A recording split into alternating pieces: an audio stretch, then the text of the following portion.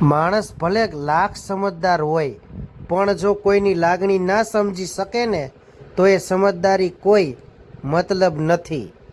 મનરૂપી પુસ્તક એની જ સામે ખોલજો જે વાંચ્યા બાદ સમજી શકે. જે તમારા દુઃખને મહેસૂસ ના કરી શકે એને ફરિયાદ કરવાનો કોઈ ફાયદો નથી. મજા આવે તો વાત કરવાની, બાકી બ્લોકનું ઓપ્શન આપ્યું જ છે, જરાય ખોટું નહીં લાગે. ઠાકરને 2 દીવા ઓછા કરશો ને તો ચાલશે, પણ કોઈના જીવનમાં અંધારું ના કરતા. ધન કરતાં જ્ઞાન એટલા માટે જ ઉત્તમ છે કે ધનની રક્ષા તમારે જ કરવી પડે છે, જ્યારે જ્ઞાન તો પોતે જ તમારી રક્ષા કરે છે.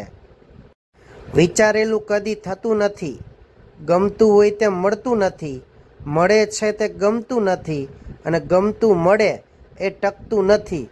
બસ એનું જ નામ જિંદગી. કોઈની સાથે એક સરખો અને એક ધારો સંબંધ જાળવી રાખવો એ જીવનની મોટામાં મોટી સફળતા છે. સુધારી લેવા જેવી પોતાની ભૂલ, ભૂલી જવા જેવી બીજાની ભૂલ, આટલું માનવી કરે કબૂલ, તો હરરોજ દિલમાં ઉગે સુખના ફૂલ. કોણ હસાવી ગયું કે કોણ ફસાવી ગયું એ મહત્વનું નથી, પરંતુ અનુભવની શાળામાં કોણ કયા વર્ગમાં બેસાડી ગયું એ જ મહત્વનું છે. જે વ્યક્તિ મનથી શુદ્ધ અને વેરભાવથી મુક્ત હોય, એના પર સંકટ આવે ત્યારે કોઈ સાથ આપે કે ન આપે, પણ ઈશ્વર જરૂર સાથ આપે છે. એકમાત્ર વસ્તુ એવી જે માણસને આપવી તો ખૂબ જ ગમે છે, બસ લેવી નથી ગમતી, એ છે સલાહ. 108 પારાની માળા ગણતા મન ભટકે છે, પણ 500ની નોટોનું બંડલ ગણતા મન સ્થિર રહે છે. વિચારો હવે આમાં ભગવાન ક્યાં છે? માણસ વિકલ્પોથી ટેવાયેલો છે. વિકલ્પ મળતા જ તે નવામાં ગુણ અને જૂનામાં ખામીઓ જોવા લાગે છે. એક ખુશનુમા જિંદગી જીવવા માટે એ સ્વીકારવું જરૂરી છે કે કઈ આપણા પાસે છે તે સૌથી બેસ્ટ છે.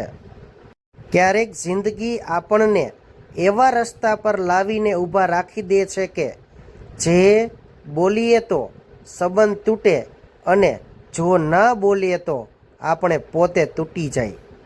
લોકો મારા વિશે શું વિચારે છે? I don't care.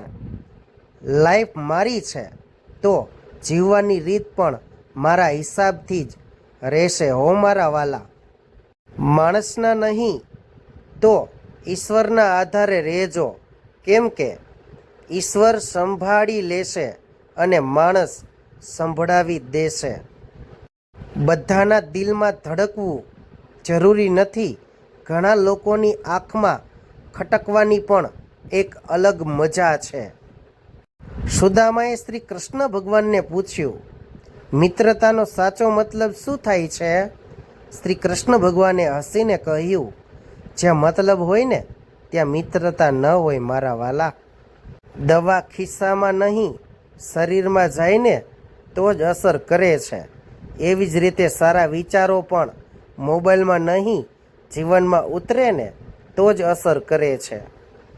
એ મારા કાળિયા ઠાકર કહે છે મારા વાલા, બોલવું ને એ ચાંદી છે, મૌન રહેવું ને એ સોનું છે, અને યોગ્ય સમયે બોલવું ને એ હીરા મોતી છે.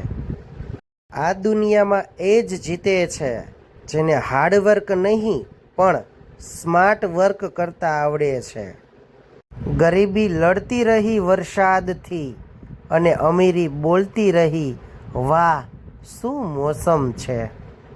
સપના અપલોડ તો તરત થઈ જાય છે મારા વાલા, પણ તેને ડાઉનલોડ કરવામાં આખી જિંદગી નીકળી જાય છે. તમે આ ખાલી સાંભળતા નહીં હો, શેર પણ કરજો. રાધે રાધે.